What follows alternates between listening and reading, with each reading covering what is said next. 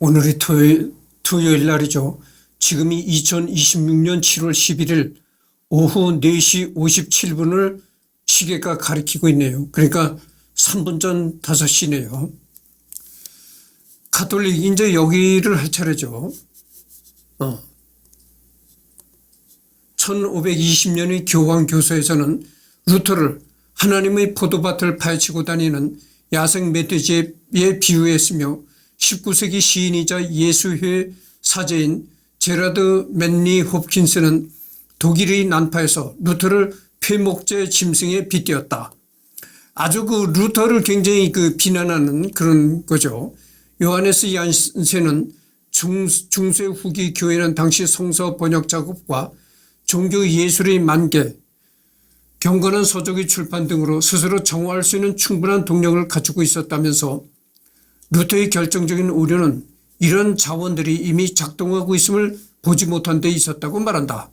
그런 점에서 루터는 교회의 전통을 무자비하게 공격하며 중세 문화를 파괴했다고 정도로 비판한다. 그러니까 이런 견해는 루터를 굉장히 비난하는 그런 견해죠. 다만 시대가 흘러감에 따라 루터 개인의 평가는 많이 사라졌기 때문에 루터의 신학에 대해서 주로 비판적인 연구가 진행했고 루터파 신학에 대한 평가는 16세기와 종교 분쟁 시절 같은 극단적인 반응은 아니다.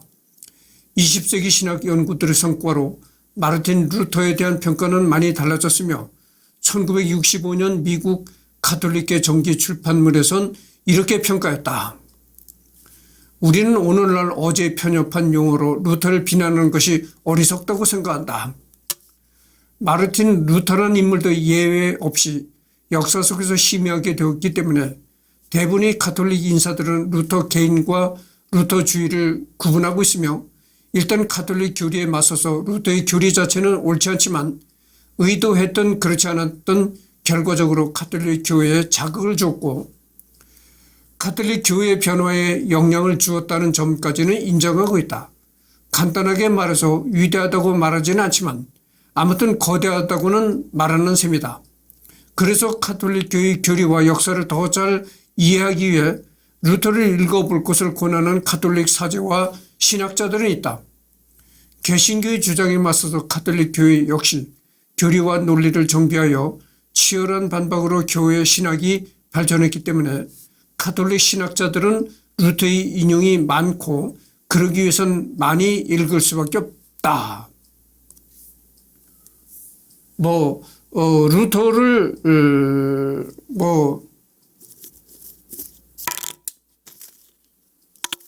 이 세상은 말이죠. 언론의 자유도 있잖아요. 말하는 자유가 있다고 그러죠. 그러니까 루터를 비난할 수는 있죠. 그것도 일종의 자유니까 비난할 수는 있지만 그러나 어쨌든 간에 루터의 공로라는 거는 평가절하할 수가 없다 이런 얘기죠. 그렇게 가톨릭이 썩었을 때 그것을 개혁을 들고 나온 사람이 루터였기 때문에 그런 공로는 우리가 루터를 나쁘게 평가한다고 해도 그런 공로까지는 비난할 수가 없다 이런 얘기죠.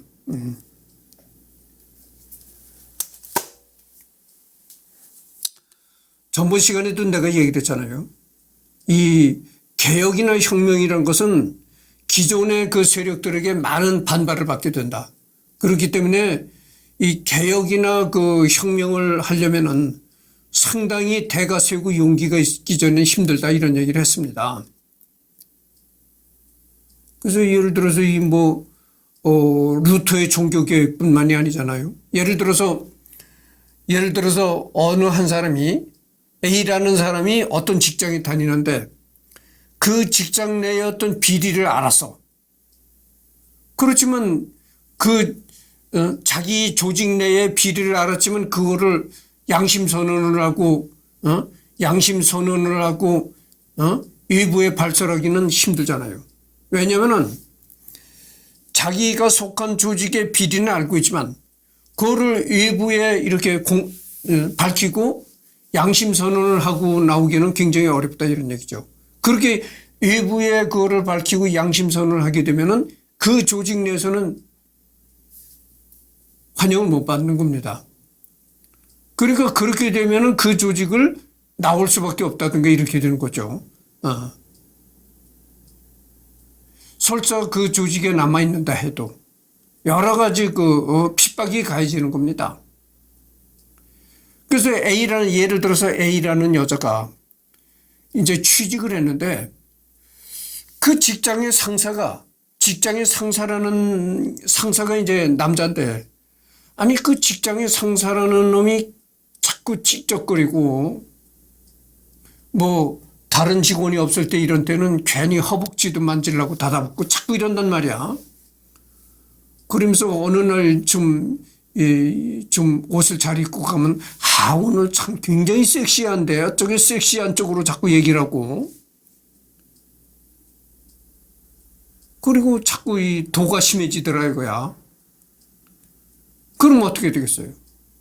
성고발 그걸로다가 직장 내에 그 고발하는 그런 게 있다 하더라도 그래서 그 고발했다 이거야 직장 내에서.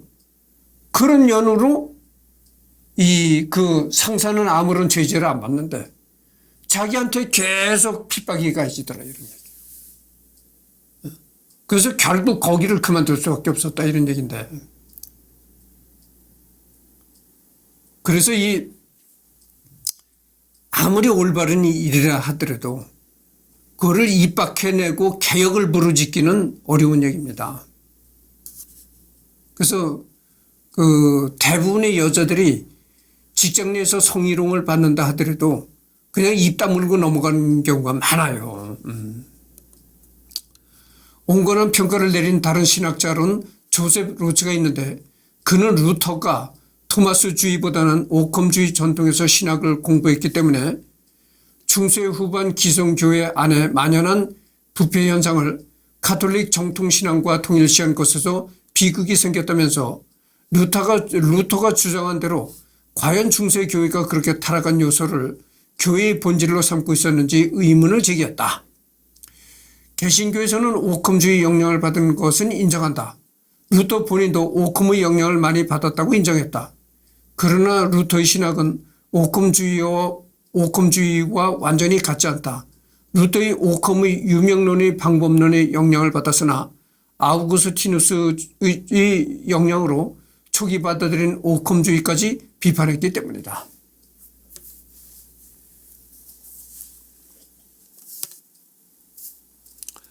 (20세기) 접어들어 루터 평가 또한 전향적으로 변화했다. 현대의 스위스 출신 가톨릭 신학자 한스 킹은 루터의 파문 해제와 공정을 인정해달라 주장하기도 했다. 가톨릭 교회는 1960년대 개신교 내 여러 교단들과 대화에 나서 특히 1999년 루터 교회와 의인 교리에 대해 상당한 합의를 이루기도 했다. 결정적으로 제2차 바티칸 공회의 당시 전례의원으로 루터 교회의 목사가 참여한 것을 보면 이때를 기점으로 가톨릭이 루터의 역할 자체는 인정했던 것을 알 수 있다. 이렇듯 현재 서구 기독교에서는 개신교와 가톨릭이 함께 세속화하고 탈종교와 흐름에 공동으로 맞서 싸우고 있는 형편이기 때문에 가톨릭 수뇌부에서도 생각보다 루터에 대한 평가가 적대감은 상당히 희석되었다. 물론 그렇다고 해서 오늘날의 가톨릭 교회가 루터를 마냥 긍정적으로만 보는 것은 아니며 비판할 것은 비판하고 넘어갔다. 루터 당시에는 400년 이상 이어질 분열이 기정사실이 아니었으며 가톨릭의 에라스미스, 가에타노 주기경, 루터의 동료이자 친구인 멜라니톤 등 온건파는 얼마든지 있었고 심지어 1530년의 아우크스부르크 제국의회에서는 이런 온건파들의 정신이 지배하고 있었다. 그러나 루터가 강경함과 가톨릭의 너무나 늦은 대응이 찬물을 끼얹었다.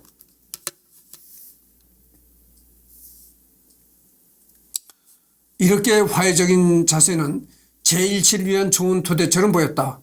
황제 자신도 비타협적인 교황주의자는 아니고 그의 마음의 밑바탕에는 에라스미스적인 뜻에서 개방적인 인문주의자였기에 희망을 품고 있었다. 그는 구신앙인과 신신앙인 신학자들로 두 개의 위원회를 임명하였다. 그들의 대변인은 멜라니턴과 에크였다. 가톨릭에서는 에크, 파베르, 고홀레우스에 의하여 완성되고 8월 3일에 낭독된 아우크스부르크 신앙고백의 반박서가 심의 기초로 결정되었다. 협의에서 양측은 서로 양보하였다.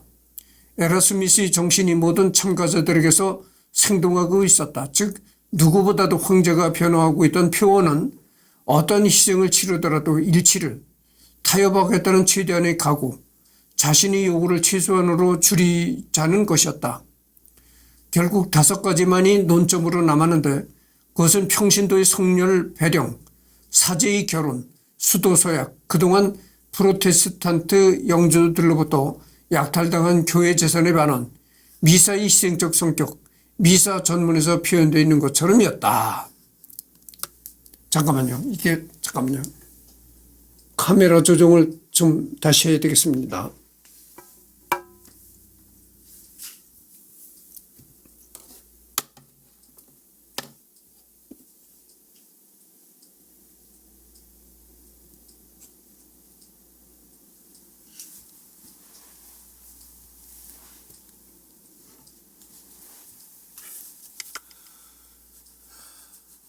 처음 4가지 논점은 교회 규율과 관련된 것이었고 마지막 논점만이 신앙과 관계된 것이었다. 가톨릭에서 양보의 용의가 얼마나 컸는지는 황제가 1530년 9월 14일 캄페조 교황사절에게 위에서 지적한 마지막 논점들도 프로테스탄트에게 동의를 해주기를 바란다는 청원과 함께 대리를 파견한 사실에서 가장 잘 확인된다. 교황사절은 거부했다. 그러나 그가 보고를 보낸 로마에서는 기대를 걸었다. 교황 클레멘스는 당시 가장 위대한 신학자 중 하나인 가에티노 추기경에게 조언을 청하였다. 추기경은 평신도의 성렬 배령과 사제의 결혼에 대해서는 그것이 다만 규율의 문제이고 신앙과는 관련이 없기 때문에 원칙적으로 긍정적인 대답을 했다.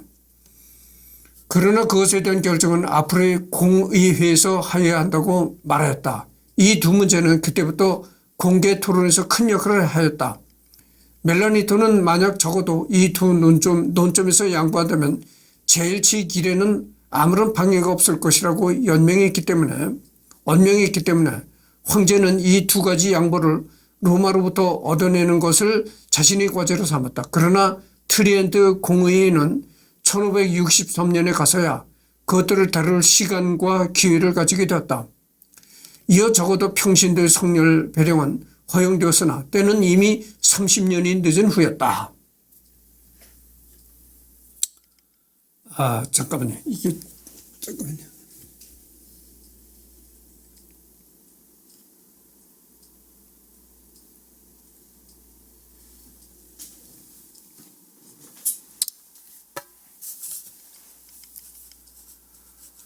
(1530년) 아우크스부르크에서는 일치에 이르지 못하였다. 그때 그것을 지배하고 있던 정신은 멜라니턴과 에라스미스의 정신이었고 루터의 것은 아니었다. 루터는 파문된 자로서 제국 의회에 참석할 권리가 없었다. 그러나 그는 코부르크 여세로부터 토의 과정을 대단히 정확하게 지켜보았고 계속된 서신교환으로 자신의 신봉자들에게 영향을 미쳤다. 멜라니턴의 양보에 대하여 그는 신랄한 비판만 하였다. 또한 그는 어떠한 대화도 근본적으로 거부하였다. 그는 8월 26일 아우크스부르크로 작전 선제후에게 다음과 같은 편지를 보냈다. 나는 교리 일체에 관한 토의에 대해서는 도무지 좋아하지 않는다. 세계 교회사 천주교 서울대 교구 최서구 안드레아 신부 이렇게 나왔네요.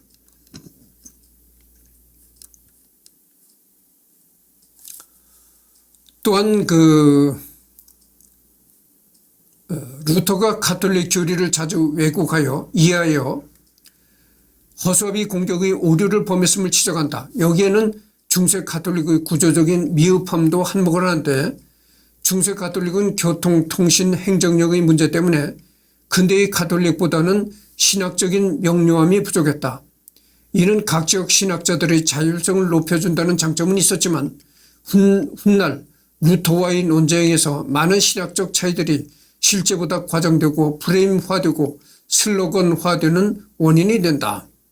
안타깝게도 단순화와 프레임화는 오늘날에도 양측에서 계속되고 있다. 그러나 가령 의인론만 하더라도 양측의 차이는 생각보다 매우 미묘하다. 의인론은 기본적으로 사도 바울로가 주장한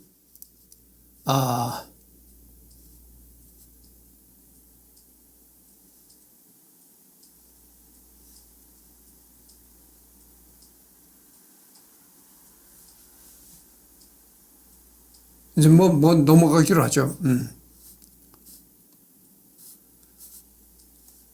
루터의 가톨릭적인 모습은 데니 플레이의 저술과 그리사르의 저술 이래 근본적으로 변화했다. 불쾌한 논쟁은 이 종교개혁가를 그의 시대와 그의 의도에서 이해하고 해석하려는 노력에 굴복하였다. 우리는 중세 후기 교회의 불쾌한 상대를 근본적으로 개혁하려던 그가 지녔던 관심사의 정당성과 함께 그의 개혁 의도의 순수성을 조금 더 의심하지 않는다. 그뿐 아니라 좀 더 자세하게 살펴보면 그 자신도 사실은 교회 안에서 현저하게 시작한 개혁 의지의 하나의 대표였다는 사실을 확인하게 된다. 원기왕성하게 출현한 그가 교회 안에 머무르지 않고 교회를 거슬러 종교개혁가가 된 것, 바로 그것이 비극이다. 루터가 1517년에 대체리 대사 거래를 반대하였을 때 그는 교회의 순수한 가르침의 대변자로서 거룩한 것들을 정말로 부끄러운 방법으로 거래하고 있는 남용을 반대하는 것으로 자각하고 있었다. 그러나 이 도미니코 회원과의 대결은 신학적 학설의 대립으로 빛을 잃어버렸다. 루터의 유명론적 오컴주의적 견지에서 여러 가지 문제들이 테첼이 대표한 토마스주의적인 후기 스콜라 학적인 입장과는 다르게 나타났다. 종교개혁 이전의 신학에서는 많은 문제들이 교회의 교도직에 의하여 해명되지 않고 있었다. 트리엔트 공의회가 비로소 그 불확실성들을 제거하였다. 그동안 문제들이 학파에서 자유롭게 토의될 수 있었다. 그런 동안에 테첼이 자신의 의견을 교회의 가르침으로 주장하고 재판관처럼 루터의 대답을 도발시켰다. 루터의 대답은 그 자신이 전 기질에 상응하게 역시 일방적이고 험한 것이었다. 이리하여 학파의 논쟁에서 근본 원리적인 대결이 생겨나는데 그때 토마스주의적 입장이 순수하게만 가르쳐졌더라면 그 입장이 더 우세하였을 것이라고 우리는 오늘날 말해도 좋을 것이다. 만일 종교개혁 이전의 가톨릭 신학이 더 명확하였더라면 교회의 가르침에 대한 루터의 공격 중에서 많은 것이 무용한 것이 되었을 것이다. 이런 사실은 대사 문제만이 아니고 몇 개 핵심 문제만 들더라도 의화론, 미사와 성사에 대한 이해, 교회 특히 교황의 수익권에 대한 가르침 같은 데서 마찬가지로 분명하게 드러난다. 그러나 이 모성에 대해서는 그 주요 책임이 유명론적인 신학이 있다. 루터는 그 안에서 자라고 그것으로 생활하고 그 신봉자임을 엄숙하게 고백하였다. 그는 올바른 토마스주의적 스콜라학을 거의 모르고 있었다. 그 자신은 모든 것을 유명론적인 입장으로 봄으로써 실제로는 전혀 가톨릭적이 아니고 유명론적이었던 많은 것이 그에게는 가톨릭 교리로 보였다. 이렇게 그는 여러 가지로 실제로는 가톨리시즘이 아닌 것을 자신 안에서 격투하여 쓰러뜨렸다. 나아가 그런 가톨릭 교리를 자주 크게 왜곡하여 서술함으로써 그 불명료성을 확대하는 데 현저하게 기여했다.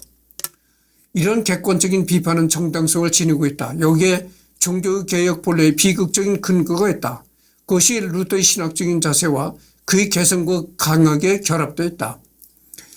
물론 이 루터의 종교개혁성은 어느 정도 그 공로는 인정할 수가 있지만 그러나 루터가 말이죠. 이 가톨릭을 많이 또 왜곡시켰다는 겁니다. 그렇게도 또 본다는 거예요.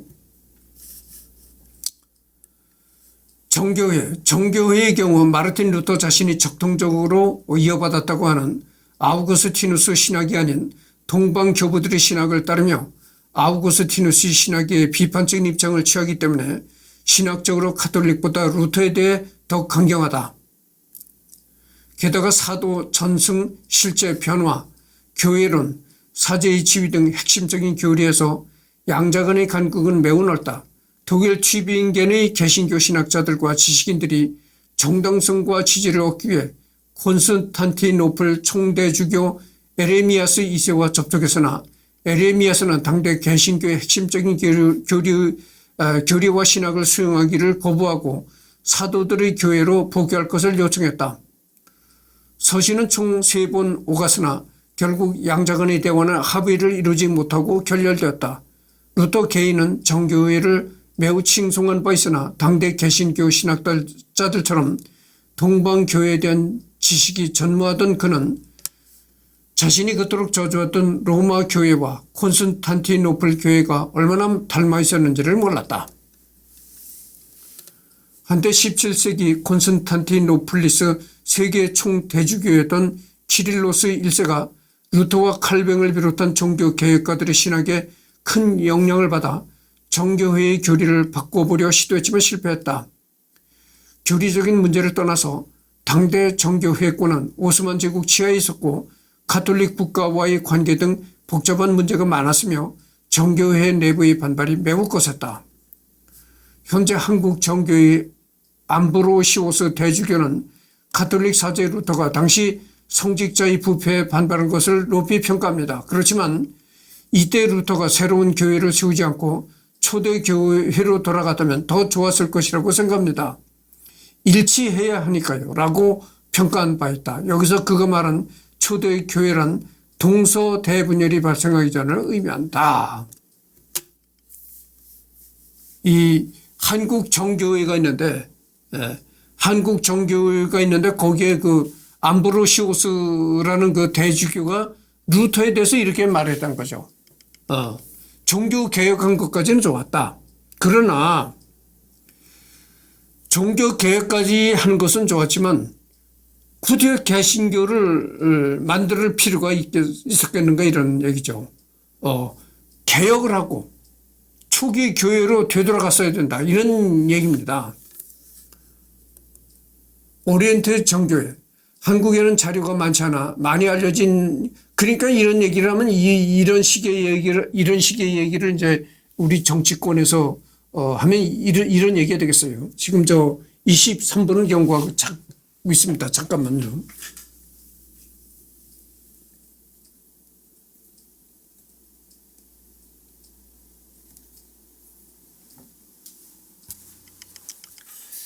다른 얘기를 하려고 했었는데 넘어가도록 하겠습니다.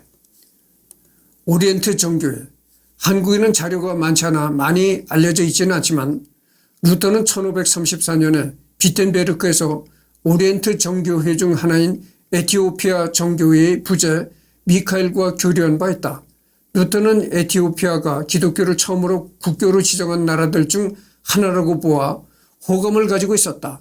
로마 교황에 종속되지 않는 교회의 존재, 그리고 에티오피아와 정교의 전통인 결혼하는 사제, 라틴어가 아닌 인말로의 성경 번역 등이 오히려 개신교 운동에 영향을 줬다고 보는 학자도 있었을 정도다. 고대 교회 중 하나인 에티오피아도 로마 교황을 안 따르는데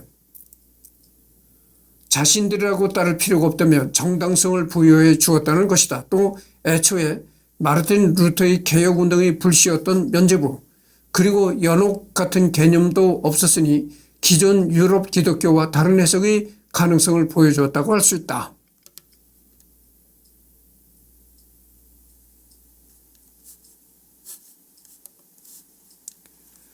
미카엘 부제와의 대화에서 루터는 양령 영성체, 삼위일체론, 교황권 밖에서 살아가는 교회의 존재, 자국어 성경 등의 면에서 개신교회와 에티오피아 교회가 일치를 이룬다고 인식했다. 그러나 이는 루터가 자기 좋을 대로 인식한 것에 지나지 않는다. 서방 교회의 갈래인 개신교와 고대 교회의 갈래인 에티오피아 교회는 가장 핵심적인 분야에서 극명한 차이를 갖고 있었다. 25분을 경고했습니다. 그리스도론에서 개신교회는 칼케돈 공의회에서 공인한 양성론을 따르지만 에티오피아 교회는 키릴로스의 합성론을 따랐으며 교회론에 있어서도 사도 전승과 주교제, 성인 제도에 관한 문제가 있었다. 영성체의 경우 루터는 영적 임재설을 주장했지만 에티오피아 교회는 다른 사도 전승 교회들처럼 실제 변화를 지지했다. 성유물과 이콘의 경우에도 루터는 그 가치를 부정했지만 에티오피아 교회는 이를 인정하고 있었다. 개신교회가 가장 중요시하는 성경의 경우 에티오피아 교회는 개신교회가 부정하는 다수의 의견들을 수용하고 있었다. 여기에 더해서 루터는 에티오피아 교회가 교황권을 따르지 않는다고 좋아했지만 에티오피아 교회는 사도 전승을 따르는 교회로서 교황 수의권은 완전히 부정할지언정 로마 교회가 사도 좌의 하나라는 것만큼은 인정하고 있었다.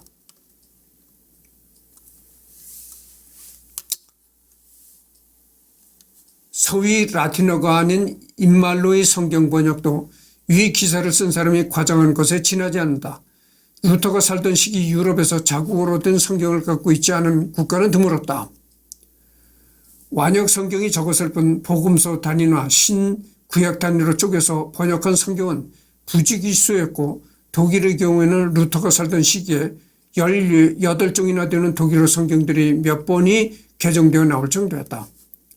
루터는 로마 교회에 맞서 자신의 신학과 주장에 대한 정당성을 확보하기 위해 에티오피아 교회와 개신교회 간의 차이점은 축소하고 공통점을 강조했다. 그는 자신의 주장이 성경뿐만 아니라 고대 교회에서도 근거를 찾을 수 있다고 믿고 싶었던 것이다. 그래서 성체를 두고 슈빙글리와 함께 싸웠으며 로마 교회와 동일하게 실제 변화를 인정하는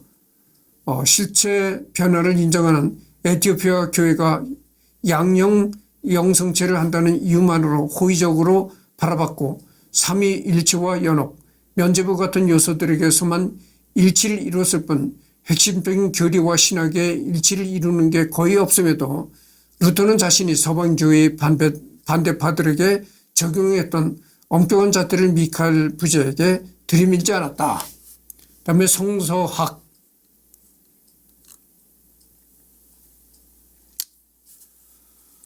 야고보서에 대한 관점은 새로운 연구에서 부분적으로 근본적으로 바뀌었다.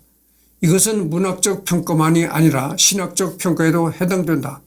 이 서간의 복본도 종종 논의된다. 이것은 야고보서에 대한 전통적인 평가 절하에 대한 반동을 의미하거니와 오늘날 많은 주석자의 판단에 따르면 루터는 야고보서를 긍정하게 평가하지 못했다. 1522년 9월 성경 서문에 들어있는 그의 말은 유명하다. 야고보서는 온통 지푸로 된 서간이니 복음적인 성격의 것이라고는 전혀 담고 있지 않다는 것이었다.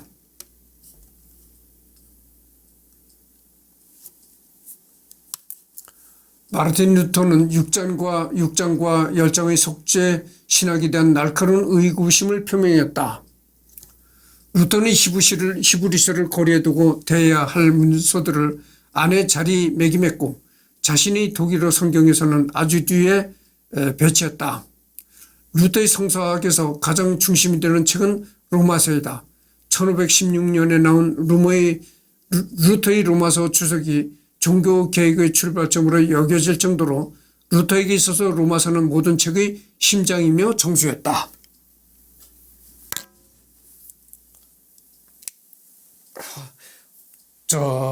모니터만 계속 보고 리딩을 하니까 좀 또 졸립니다.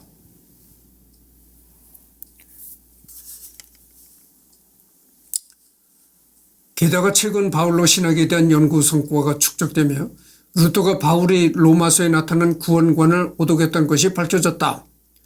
루터는 바울로의 구원관을 믿음으로써 의롭게 한다는 이신칭의로 요약했다. 즉 믿음과 행동, 즉 실천을 분절적으로 파악한 것이다. 그러나 현대의 연구에 따르면 바울로 신학에서 믿음과 행동을 루터처럼 엄격하게 구별하기는 힘들다는 것이 중론이다. 왜냐하면 바울로가 믿다 또는 믿음으로 쓴 그리스어는 단순히 우리가 일상적으로 사용하는 종교를 믿다 또는 그리스도를 믿는다는 뜻과는 다소 결이 다르다. 바울로가 사용한 믿음이란 곧 그리스도의 부활을 믿고 그를 의지하는 단순한 믿음을 넘어 자신이 그리스도와 함께 하듯 자신의 생활이나 행동까지 철저히 변화시킨 것을 의미한다. 고린도 전서의 유명한 구절인 그러나 여러분은 먹든지 마시든지 그리고 무슨 일을 하든지 모든 일을 오직 하나님의 영광을 위해서 하십시오. 나 갈라디아서 2장 20절의 이제는 내가 사는 것이 아니라 그리스도가 내 안에서 사시는 것입니다. 지금 내가 살고 있는 것은 나를 사랑하시고 또 나를 위해서 당신의 몸을 내어주신 하나님의 아들을 믿는 믿음으로 사는 것입니다는 그의 구원관이 곧 믿음이 행동과 생활, 인생의 전면적인 변화를 상정한다는 것을 잘 보여준다.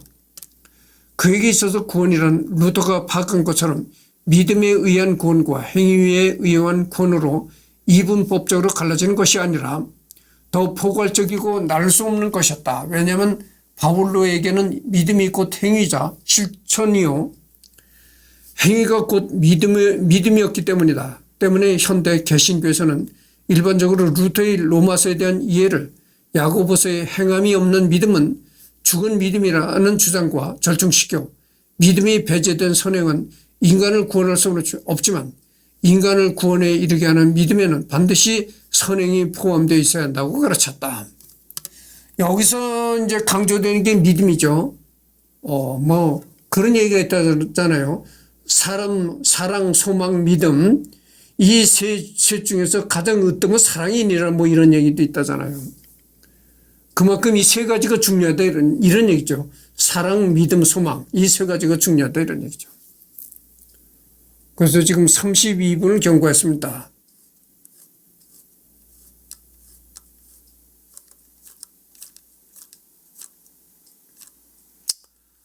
그 40분이 좀 길긴 길어요.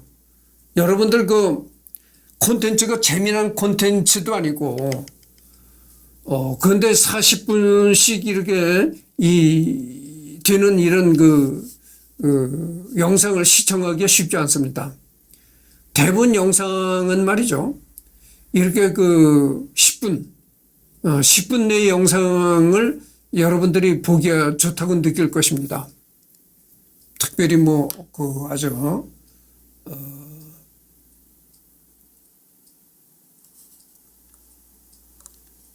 특별히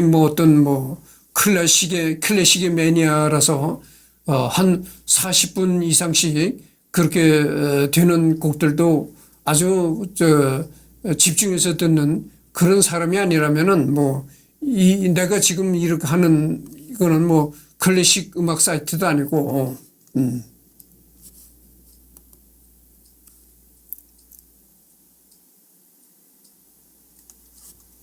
그래서 지금 이게 벌써 33분을 경고했는데요.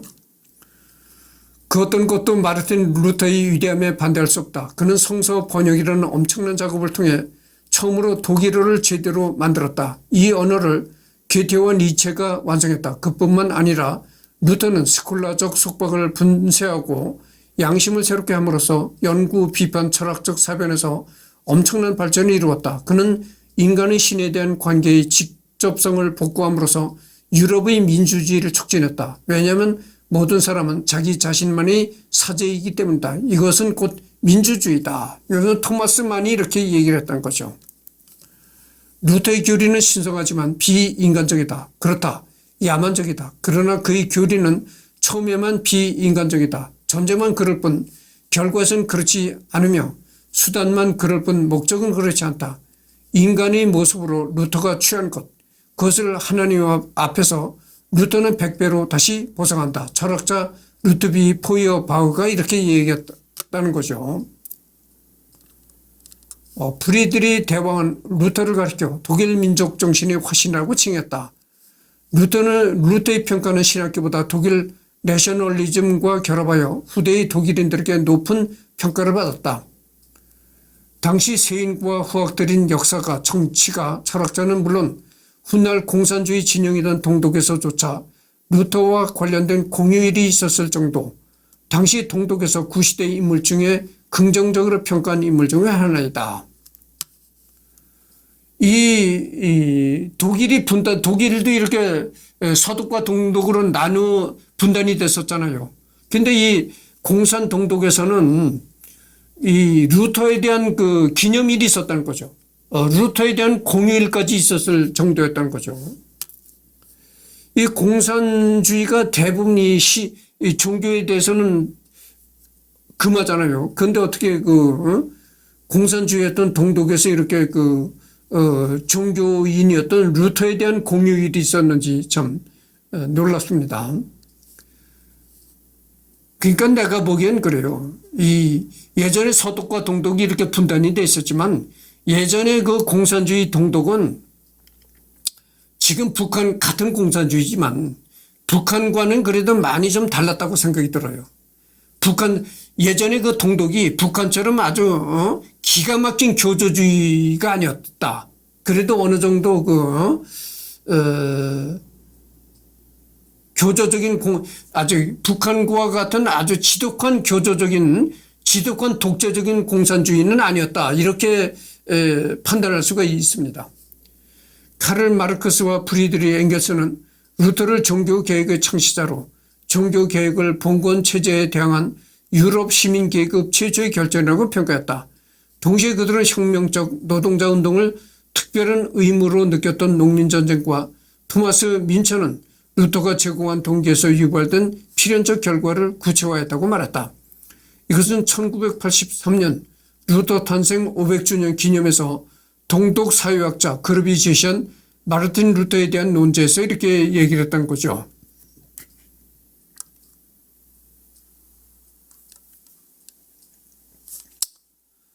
루터를 찬양하라. 우리 가장 고귀한 신은 구해준 그를 우리가 오늘날까지도 살 수 있도록 선을 베푼 그를 영원히 찬양하라. 그의 견해가 편협하다. 비판한다는 것은 우리에게 어울리지 않는다. 거인의 어깨 위에 서 있는 난쟁이는 당연히 거인보다 멀리 볼 수 있다. 특히 난쟁이가 안경을 썼을 때는 더욱 그러하다. 그런 높이 바라보기는 하나 고귀한 감정, 우리 것으로 만들 수 없는 거인의 심장은 결여되어 있다. 거인의 실수에 신랄하게 비판하는 것은 우리에게 어울리지 않는다. 이러한 실수는 미덕으로서 수많은 다른 것보다 우리에게 훨씬 이롭다. 때로 마르틴 형제의 지독한 야만성은 우리를 그렇게 멀게 가게 만들었다. 에라 스미스의 고상함과 멜라니튼의 부드러움은 절대 그렇게 하지 못했을 것이다. 이것은 하이네. 여러분 하이네라는 독일의 유명한 시인이 있잖아요. 그 사람이 이렇게 이제 독일의 종교와 철학의 역사에 관해서 이렇게 말하면서 루터를 이렇게 얘기를 했다는 거죠. 기독교의 맹렬한 비판자였고 루터를 혐오한 프리드리히 니체조차 루터의 공적을 인정했다. 이 니체, 여러분 니체 철학자 니체 아시잖아요. 이 니체가 굉장히 루터를 싫어했다는 거죠. 굉장히 루터를 평소에는 싫어했지만 그러나 어쨌든 그 종교 개혁을 한 루터의 공적만큼은 인정했다 이런 얘기입니다. 루터는 인류에게 불운이었다. 그는 르네상스가 교황권을 공격하고 묵묵하게 기독교를 제거하려고 할 때 등장했다. 그리고 루터는 교회를 다시 세웠다. 독일인들이여, 기독교는 우리에게 파멸을 가져다 주었다. 그것은 독일인들의 소행이었다. 그들은 천년 이래로 애써 지켜온 모든 것을 엉클어지게 했고 어지럽게 만들어 놓았다. 그들은 불완전한 양심을 갖고서 유럽을 병들게 했다. 그들은 깨끗하지 못한 형태의 기독교를 갖고 있다.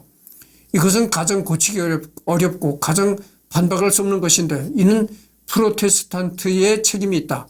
우리가 기독교를 말끔히 처리하지 못한다면 독일은 유죄 판결을 받을 것이다. 프리드리히 니체.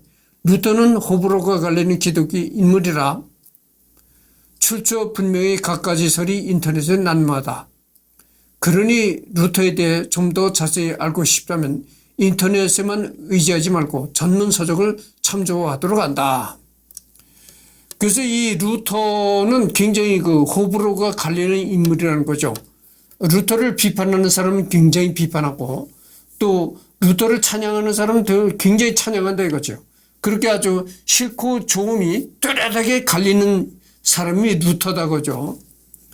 그래서 루터를 이렇게 올바로 평가하려면은 올바로 루터를 바라보려면은 이 인터넷에만 의존하지 말고 여러 경로를 이제 뭐 책 같은 거 또 읽어보고 그래야 한다는 얘기죠.